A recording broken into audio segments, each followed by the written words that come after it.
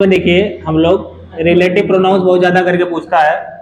हमने आपको बताया था जो दो क्लाजों को जोड़ने का कार्य करे वो रिलेटिव प्रोनाउंस होता है। ठीक है, अब रिलेटिव प्रोनाउंस में सबसे ज्यादा इंपॉर्टेंट आपका हु है, विच है और दैट है। ध्यान देना थोड़ा सा, ये तीनों का सबसे ज्यादा इंपॉर्टेंट होता है। इन तीनों में कंफ्यूजन भी बहुत ज्यादा होता है। हु किसके लिए इस्तेमाल होता है? तीनों का अर्थ क्या होगा? जो या जो की, तीनों का अर्थ वही होगा, जो या जो के। बट अंतर क्या होगा? ये हु जो होगा ना, ये सजीव व्यक्ति के लिए होगा, सजीव व्यक्ति के लिए। हु का प्रयोग हम तब करते हैं जब इसके एंटीसीडेंट में, माने इसके पूर्वत में, इसके पहले कोई सजीव क्या आए? व्यक्ति। विच कहां लगाएंगे हम लोग? निर्जीव कोई वस्तु हो या पशु पक्षी जानवर हो, पशु पक्षी जानवर आदि हो, वहां भी लगा लेते हैं विच। लेकिन दैट कहां लगाते हैं? देखो दैट ये सजीव निर्जीव दोनों में लगा लेते हैं। ये सजीव में भी रहेगा, वह निर्जीव में भी रहेगा। देखिए क्रिटिकल ये हो जाता है दैट का लगाना। कहां हमें दैट लगाना? क्योंकि ये सजीव के साथ भी लगता है और निर्जीव के साथ भी लग जाता है। लेकिन कुछ ऐसे विशेष स्पेसिफिक रूल्स होते हैं जहां पे आपको क्या लगाना होता है? दैट लगाना होता है। कहां कहां लगाना होता है? देखिए जब रिलेटिव प्रोनाउन से पहले, जब रिलेटिव प्रोनाउन से पहले आई मीन एंटीसीडेंट से पहले ऑनली आ जाए। क्या आ जाए? ऑनली।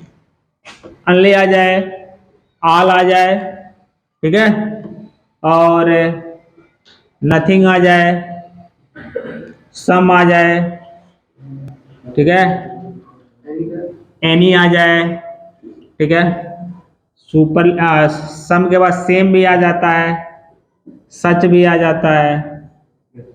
एडजेक्टिव की तरह काम करेंगे सेम और सच, ठीक है। सेम आ जाए, सच आ जाए, या कोई सुपरलेटिव डिग्री आ जाए, कोई सुपरलेटिव डिग्री आ जाए, ठीक है। जब रिलेटिव प्रोनाउन से पहले ओनली, ऑल, नथिंग, सम, एनी, सेम, सच या कोई सुपरलेटिव डिग्री हो तो रिलेटिव प्रोनाउन के रूप में, रिलेटिव प्रोनाउंस के रूप में क्या लगाते हैं? दैट का प्रयोग करते हैं। दैट का प्रयोग करते हैं, ध्यान देना थोड़ा सा। एग्जाम्पल देखते हैं, जैसे लिखा हो it was only my principal, it was only my principal who saved my life। ध्यान दो थोड़ा सा। Hello, it was only my principal who saved my life. यहाँ रिलेटिव प्रोनाउन का काम कौन कर रहा है? वो कर रहा है। अरे हु सही है कि नहीं सही है, इसको ज्यादातर देख लेते हैं हम लोग। हमने आपको बताया हु किसके लिए लगता है? सजीव के लिए। लेकिन सजीव तो है आया, प्रिंसिपल तो सजीव ही है ना, इसके अकॉर्डिंग तो सही होना चाहिए। लेकिन हमने आपको बताया अगर ओनली आ जाए, ऑल, नथिंग, सम, यानी सेम, सच आ जाए और ये सेम या सच एडजेक्टिव का कार्य करेगा, ये एडजेक्टिव नहीं प्रोनाउन का काम करेंगे, और कोई सॉरी एडजेक्टिव या एडवर्ब किसी का भी काम करेंगे। तो आपको यहाँ पे रिलेटिव प्रोनाउन हो नहीं लगाना है। देखिए ओनली आया ना यहाँ, इट वॉज ओनली। इसी तरह इस रिलेटिव प्रोनाउन से पहले चाहे ओनली आ जाए, ऑल, नथिंग, सम, एनी, सेम, सच या कोई सुपरलेटिव डिग्री आ जाए, तो आपको हु ना लगा के क्या लगाना है? अर्थ वही देगा। कह रहा है कि it was only my friend, यह केवल मेरे प्रधानाचार्य ही थे जो मेरी जीवन को बचा दिए, that saved my life. Clear हुआ? यहाँ दैट का अर्थ जो होगा, अगर ये ओनली नहीं होता ना तो दैट नहीं लगाते, तो हम क्या लगाते? हु लगा लेते। तो फिर क्लियर हुआ? इस तरह से कोई भी आएगा तो आपको ये रूल काम करेगा, ये याद करने पड़ेंगे आपको। ओनली, ऑल, नथिंग, सेम, सम, एनी, सेम, सच या कोई कोरिलेटेड डिग्री। क्लियर? चलिए इसको भी नोट करिए फटाफट। व्हिच, दैट, ये जो भी रिलेटिव प्रोनाउंस होते हैं, इनसे पहले अगर कोई प्रोनाउन इस्तेमाल किया गया हो, पर्सनल प्रोनाउन को इस्तेमाल किया गया हो, तो हमेशा सब्जेक्टिव केस में लिखा जाता है। ये भी ध्यान देना होता है। जैसे लिखा हो it is me who, it is me who has helped you in your problems, in your problem. अभी देखो ध्यान देना थोड़ा सा, इसमें रिलेटिव प्रोनाउन का काम कौन कर रहा है? वो कर रहा है।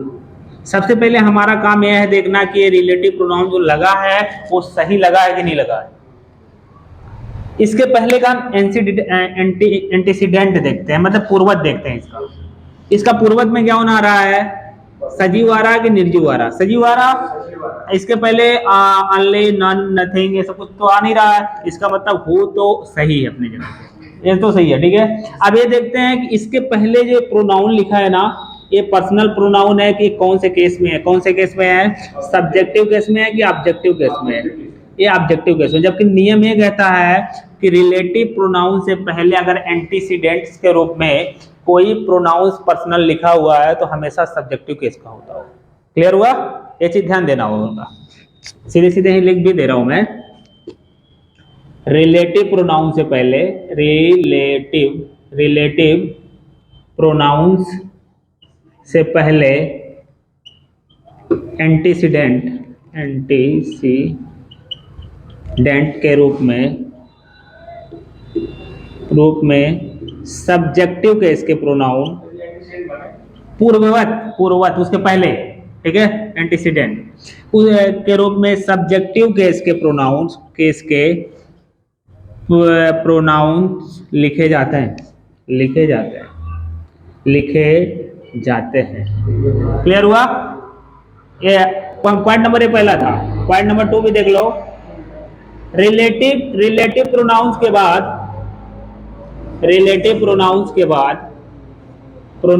बाद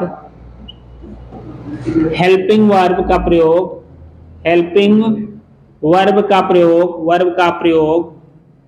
वर्ब का प्रयोग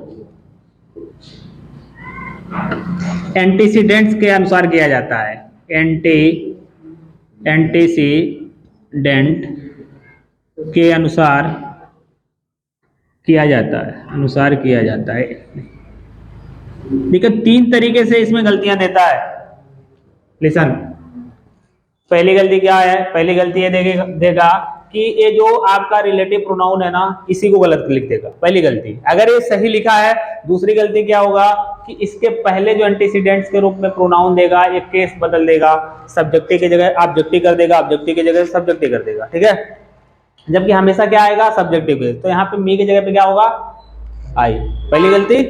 अब इसके बाद जो हेल्पिंग वर्ब लिखा होगा ना, ये किसके अनुसार लगा होगा? इसके पहले जो एंटीसीडेंट लिखा रहेगा ना, इसी के अनुसार ही लगा होगा। ये भी ध्यान देना होगा। तो आई के अनुसार तो हैज होना चाहिए क्या? नहीं। आई के साथ क्या लगता है? हमेशा हैव लगता है, तो यहाँ हैव हो जाएगा। देखिए ये 3 होगा। तीसरी गलती थी। तो पहला ए हो जाएगा, it is I who have helped you in your problems. ऐसे सही करना होगा। हो जाएगा? हाँ, कोई गलती? चलिए नोट डाउन इट। चलिए इसको भी नोट। चलो देखो, ए फूल्स पैराडाइज का मतलब होता है आपका काल्पनिक आनंद, जो कि केवल इमेजिनरी हैप्पीनेस हो। तो इसको वाक्य प्रयोग करेंगे आप लोग। ए फूल्स पैराडाइज विल नेवर ट्रू, कभी सत्य नहीं होगा। काल्पनिक आनंद कभी सत्य नहीं होगा।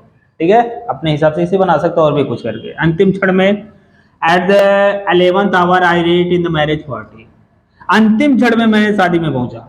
ऐसे कर सकते हो, एट द 11th hour मतलब एकदम अंतिम क्षण पर, घबराया हुआ। ठीक है, at his wits end people can not solve the problem, घबराया हुआ व्यक्ति जो होता है ना, वो समस्या को हल नहीं कर सकता है। ठीक है, हर समय याद। ठीक है, एट हिज फिंगर्स एंड जिसको बोलते हैं grammars rules should be learned at his fingers and, हर समय याद होना चाहिए आपको। ग्रामर्स का जो रूल होता है ना, आपको हर समय क्या होना चाहिए, याद होना चाहिए। एट हिज फिंगर्स एंड, आपके अंगुलियों पे रहना चाहिए, ऐसे अंगुलियों पे। नियर का मतलब, एट ए स्टोन्स थ्रो का मतलब होता है बहुत नजदीक, बहुत पास। तो आप इसे ऐसे लिख सकते हैं, my school is at a stone's throw from my house. मेरे घर से मेरा स्कूल बड़ा नजदीक है, बहुत पास में है। बिना किसी क्रम के, irregularly, at random, he always do his work at random, वह हमेशा अपना काम बिना किसी क्रम के करता है। एट ऑल इवेंट्स, किसी तरह से, प्रत्येक दशा में, किसी तरह, in any conditions. He wants to B